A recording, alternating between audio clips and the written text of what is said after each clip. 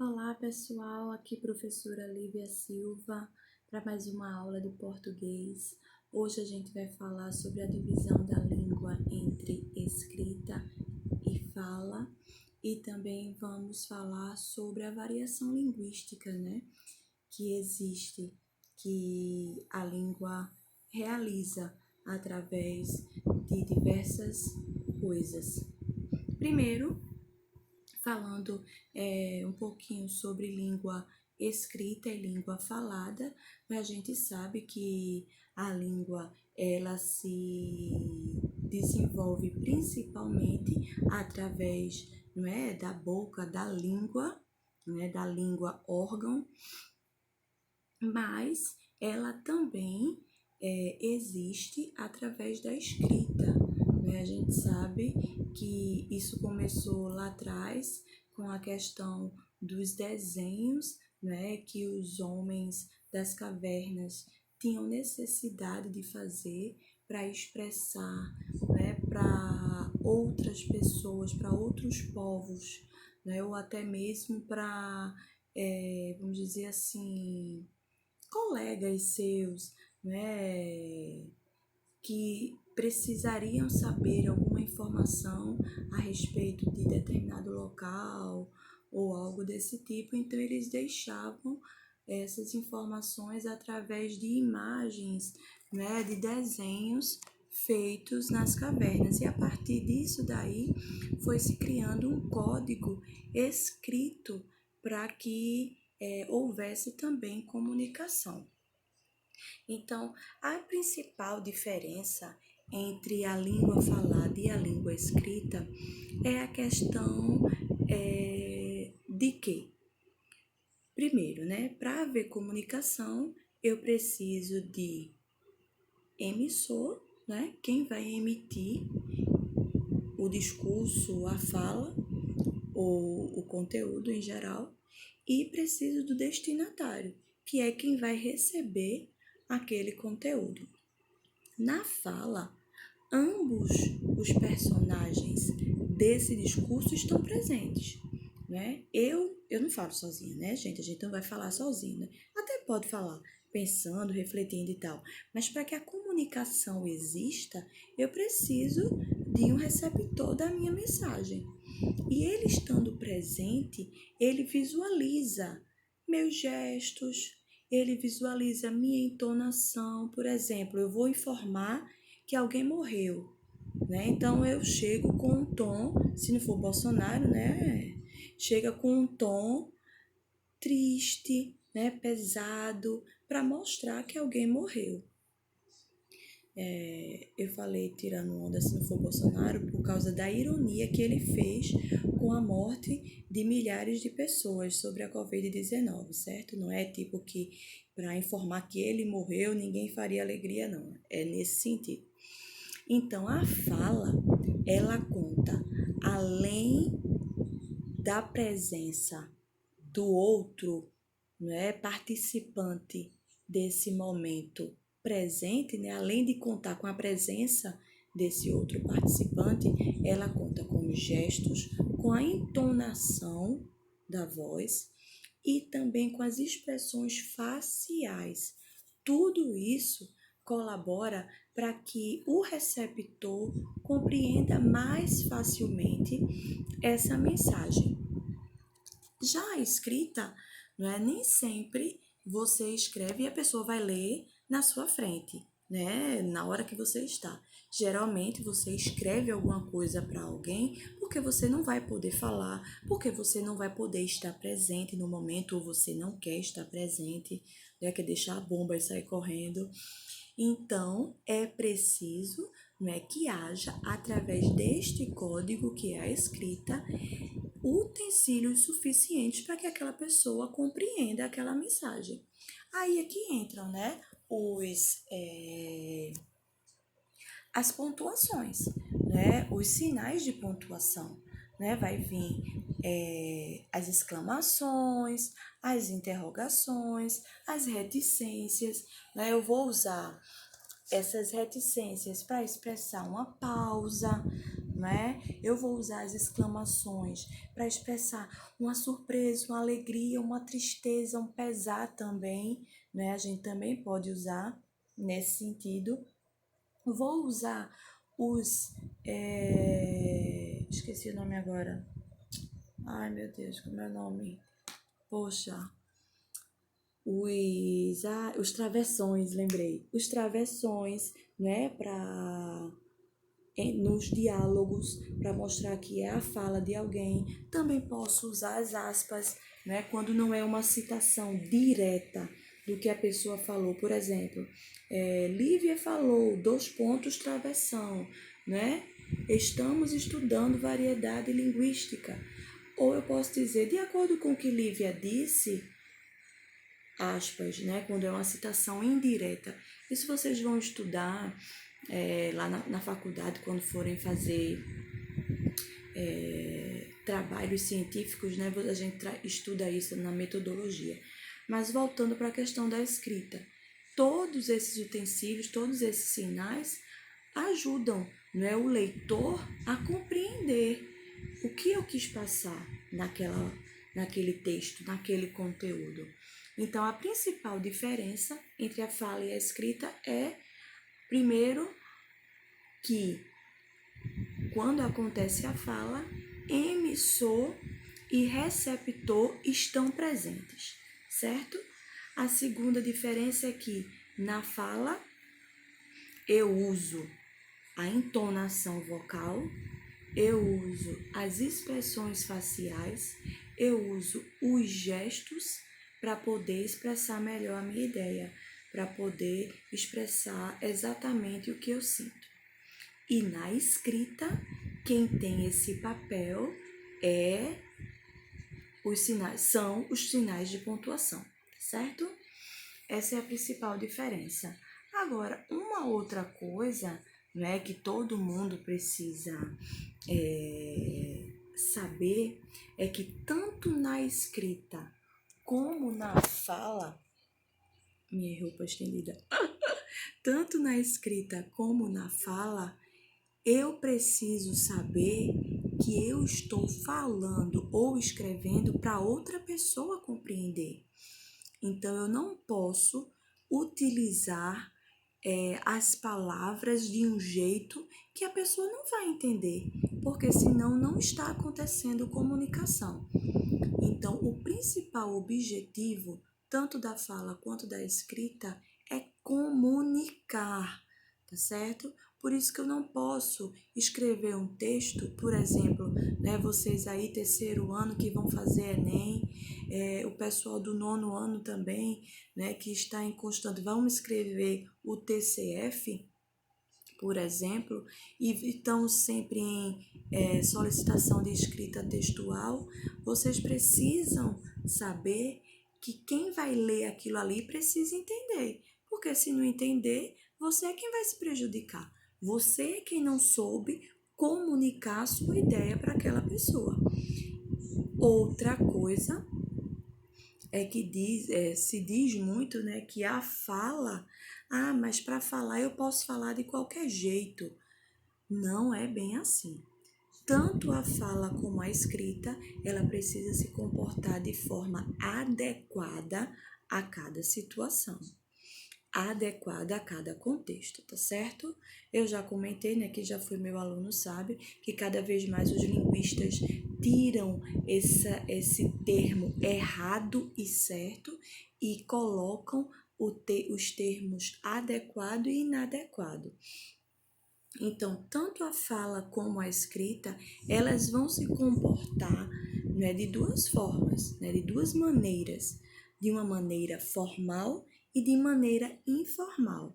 Nessa maneira formal, tanto a fala como a escrita precisa obedecer às normas padrão, né, a norma padrão da gramática, que é quem rege a nossa língua. A gramática rege a língua tanto escrita como falada, certo? Então, se eu vou dar uma palestra, se eu vou fazer um discurso, por exemplo, na Câmara dos Vereadores, se eu vou falar alguma coisa, fazer um discurso na igreja, ou se eu vou ser o orador da minha turma, por exemplo, eu preciso utilizar a norma padrão. Eu não posso usar gírias, eu não posso chegar com palavras de baixo calão, como palavrão, eu não posso. Eu preciso utilizar a norma padrão. Agora, tanto a escrita como a fala, se vão se comportar em situações informais, encontrou alguém no meio da rua, está escrevendo lá pelo WhatsApp, um recado informal, estou escrevendo no WhatsApp para uma colega, estou escrevendo no Facebook, no Instagram, algo que não seja assim, que eu não queira, algo em tom de brincadeira, algo em tom de sarcasmo. Nesse tipo, eu posso utilizar uma linguagem informal, eu posso utilizar uma linguagem coloquial, que é aquela minha linguagem do dia a dia. Posso, se eu estou no bar com colegas, se eu estou no meio da esquina, eu não vou utilizar Vossa Excelência, Senhoria, não vou utilizar linguagens inadequadas, certo? Eu vou utilizar linguagens adequadas justamente para cada situação, ok? Então, não tem isso de porque tá falando, pode falar de qualquer jeito. Não. Por exemplo, aqui com vocês agora, eu não estou dizendo eu vevo, os mano vai. Não é porque eu estou falando, eu estou ensinando, eu estou em uma situação formal. Não é apesar de ser uma gravação de vídeo, mas é uma aula. Eu preciso utilizar a norma padrão, tá certo? Lógico que a fala me permite, fazer justamente essas correções. Que, por exemplo, eu posso dizer pessoas estudadas, aí lembro pessoas estudadas. Quer dizer, pessoas estudadas, Então, a fala também tem esse papel de nos fornecer, nos dar esses utensílios de corrigir do ato o que a gente está falando. Já a escrita não, Se você não fizer a releitura, você acaba enviando, entregando a escrita de forma inadequada e pode acabar se prejudicando. Por isso que é de fundamental importância que vocês exerçam a questão da releitura, coloquem em prática. Sempre que alguém solicitar um texto a vocês, primeiro, façam os pontos, qual é o tema, o que é que eu posso abordar, o que eu posso botar de vantagem, de desvantagem sobre esse tema, o que é que eu posso exemplificar, o que é que eu posso botar como solução para esse problema. Tem isso também, principalmente nas redações dissertativas argumentativas. O que é que eu posso opinar? Eu sou a favor, sou contra? Faz uns rascunhozinhos.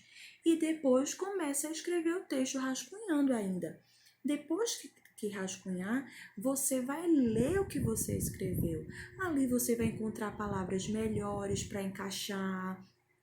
Ali você vai olhar se você esqueceu alguma letra, se esqueceu alguma vírgula, algum ponto, alguma coisa desse tipo, certo? Então, a releitura é fundamental.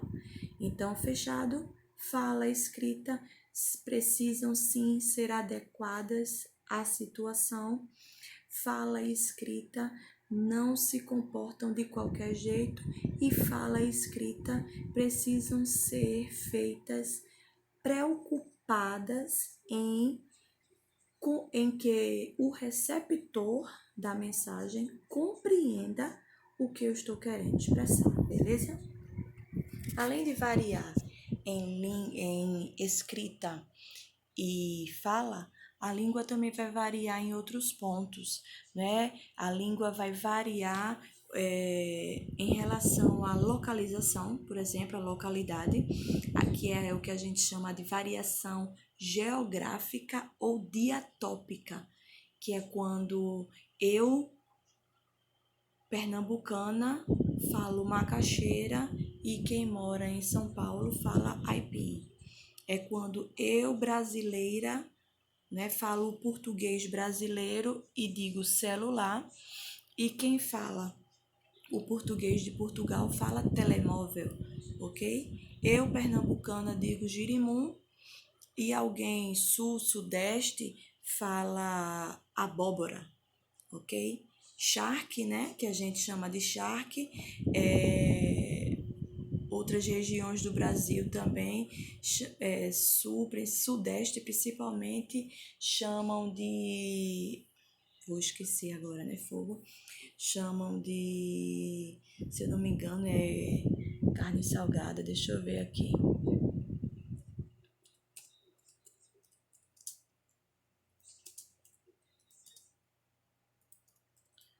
Deixa eu só procurar para não ficar sem dar o exemplo. Sim, carne seca. Carne seca, carne do sertão, xergão, xalona, jabá, paçoca, vê, até isso, né? Então, isso é a variação linguística de acordo com a localização, de acordo com a localidade, de acordo com a questão geográfica. A gente chama de variação geográfica ou diatópica. A língua ela também vai variar em relação à história. A história não, desculpa, ao tempo. A língua, minha gente, ela se manifesta através de nós, seres vivos.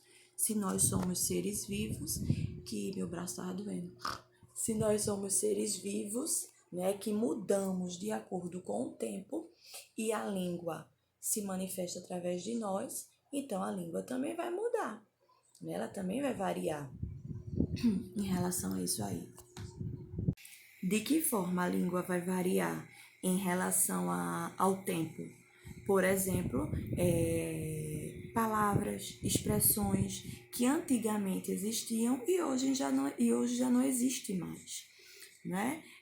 Vossa mercê, vós mercê, né? Que era uma forma de chamar você, que hoje a gente diz você, tu ou você, né? Então isso é uma marca do tempo na palavra, tá certo? Eu achei aqui no site que eu estava pesquisando, um exemplo, 2 surfistas conversando.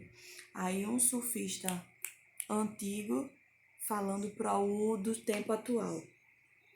Ele diz assim: veja que belos movimentos elípticos fazem essas ondas, meu caro amigo. Pegá-las-emos nesse instante ou mais tardiamente. Então, né, ele usa uma linguagem totalmente arcaica que está inadequada, mas segundo a norma padrão, ela é possível de uso, né? A gente pode utilizar num contexto adequado. Nesse contexto não está adequado e não está adequado de acordo com o tempo, né? Essa pegá-las-emos, né? Isso é uma colocação pronominal que não existe mais, tá certo? A questão do tardiamente, movimentos elípticos, né? É que são palavras que existem de acordo com a norma padrão, mas essa colocação pronominal pegá-las-emos não existe mais. Vamos para a variação social ou diastrática, que é a língua que vai variar de acordo com a posição social, né? O seu nível social, as classes sociais.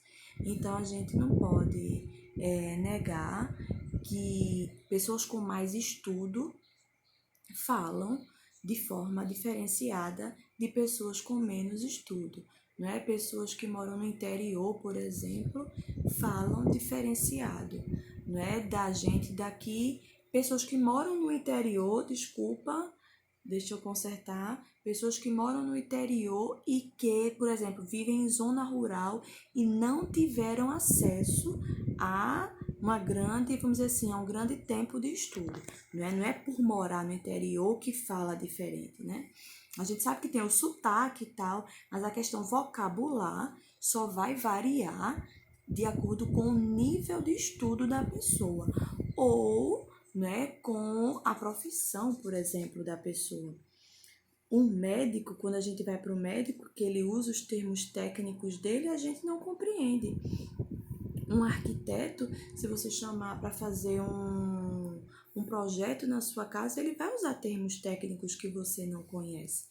E para isso a gente precisa expressar a nossa dúvida e dizer o que isso quer dizer, pode esclarecer, principalmente com o médico. Né? Muita gente vai para médico, fica com vergonha de dizer que não entendeu e acaba saindo do médico cheio de dúvida, vai tirar com o farmacêutico e tal, e não precisa, né?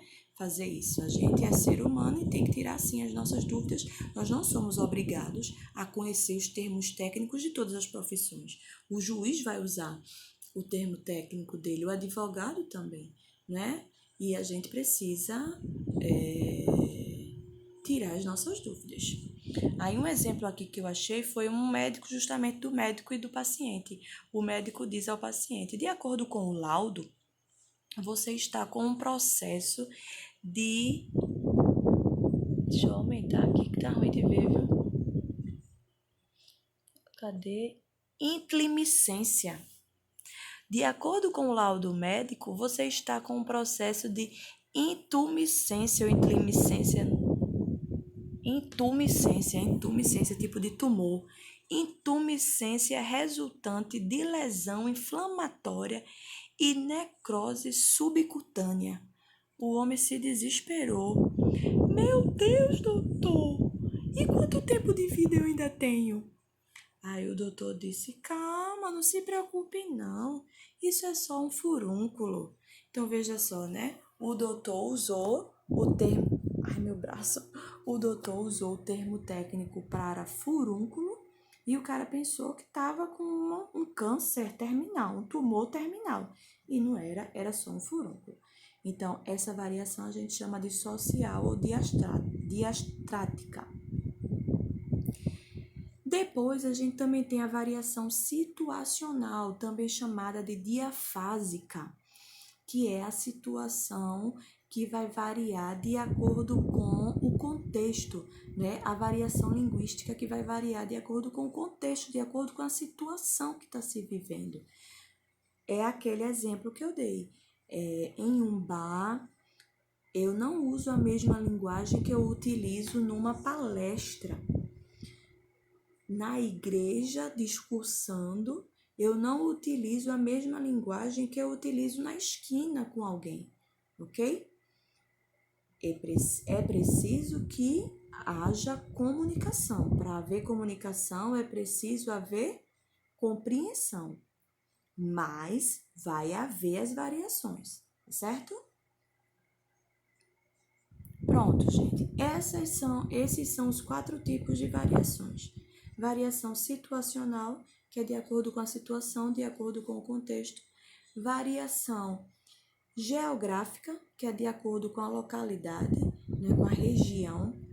Variação histórica, né, que é a língua variando de acordo com o tempo.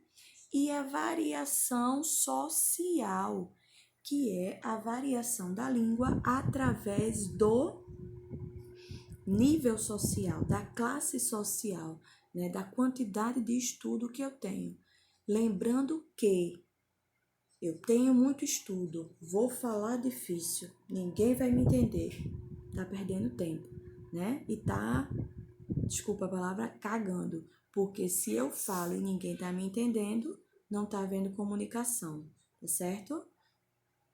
Não adianta, beleza? Para encerrar, eu vou dar um exemplo de língua escrita e língua falada, beleza? Que eu esqueci de ler na hora para vocês. E são 2 textos, né? Ambos são escritos porque eu tô lendo aqui, mas um é como a fala se desenvolve e o outro é como a escrita. Então, o primeiro texto é alguém falando para alguém. E ele diz o seguinte: ela estava ali, lindinha e nos conformes, cara. Fiquei olhando, imaginando um jeito de dizer. Bem, você sabe, né? De dizer aqueles negócios que eu fico pensando sem ela. Era a hora. Agora vou lá. Vou dar uma chavecada nela, uma buzinada no ouvidinho dela. Tá na minha. Bom, tava faltando coragem. puxa, foi me dando um frio, uma coisa, um estado. Vixe, virei as costas e me mandei, meu irmão. Então, aqui, né, nesse texto, é o acontecimento da fala, né? É uma descrição através da fala. Alguém falando a alguém algo que vivenciou. E nesse próximo, digo a você que ela estava lá, diante dos meus olhos, perfeita. Olhei-a, imaginando um jeito de dizer o quanto era importante para mim, dizer o que pensava dela, quando estava a sós comigo mesmo. Pensei ser a hora certa. Conversa, mas me faltou coragem. Fugi. Então, o segundo texto é através da escrita, né? Como alguém escreveria essa descrição.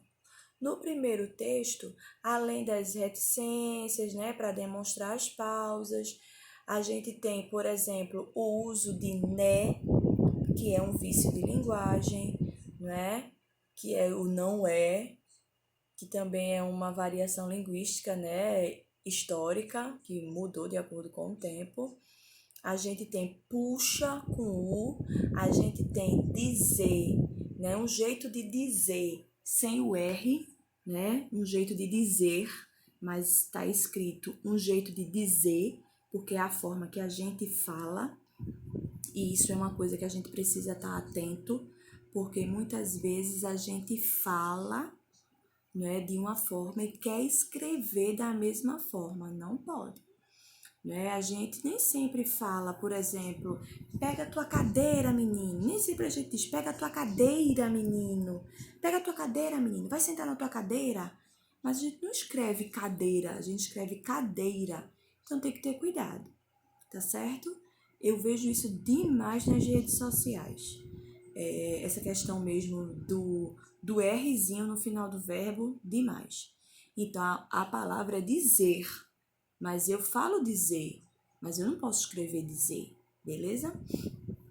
Então, só para essa questão da visualização de como a fala e a escrita se comporta, eu vou colocar para vocês esse texto que eu acabei de ler para vocês visualizarem melhor, tá certo? Mas é isso que eu falei, né? Na fala tem essa questão das palavras, a gente expressar de um jeito diferente do que escreve, tem a questão do uso das gírias, isso sendo de forma coloquial, tá certo? Porque se a fala for formal, não pode usar gíria, né? Vocês já sabem que eu já falei. Existe também as pausas e tal, né? E na fala existe a pontuação para expressar o que eu estou sentindo e existe a norma padrão, né? Seguir a norma padrão, tá bom? Bom, o que vocês vão fazer agora de atividade é descrever para mim qual foi a língua que vocês utilizaram na entrevista. O gênero entrevista, ele pode acontecer, né, como eu coloquei na semana passada, ele pode acontecer tanto de forma oral como de forma escrita. Ele acontece predominantemente de forma oral, mas existe a questão da transcrição, né, da fala, e aí quando eu vou fazer isso, eu preciso seguir a norma padrão. Eu preciso seguir as regras da escrita. Lógico que se tiver uma gíria, uma coisa assim, eu uso aspas, né? Eu vou usar a pontuação adequada para isso, ok? Aí o que é que eu quero que vocês façam? Eu quero que vocês me digam como foi que vocês fizeram essa entrevista? Vocês utilizaram a língua escrita ou a língua falada? Como é que essa língua se comportou? Vocês utilizaram gírias? Vocês utilizaram pausas? Vocês corrigiram a fala? Vocês utilizaram uma língua formal, informal? não é? Porque dependendo do meio que vocês escolheram para fazer a entrevista, se foi uma entrevista jornalística, se foi, né, uma entrevista entre amigos, aí é diferente. Se foi uma entrevista com alguém especialista da área, já vai ter os termos técnicos e tal. Então eu quero que vocês escrevam 1, 2 linhas, 3, me dizendo qual língua vocês utilizaram, a escrita ou a falada, e como foi que essa língua se comportou na entrevista? Se vocês usaram de maneira formal, informal, se usou gíria e assim vai, tá certo? Pronto, por hoje é só. Até a próxima semana. Tchau, tchau.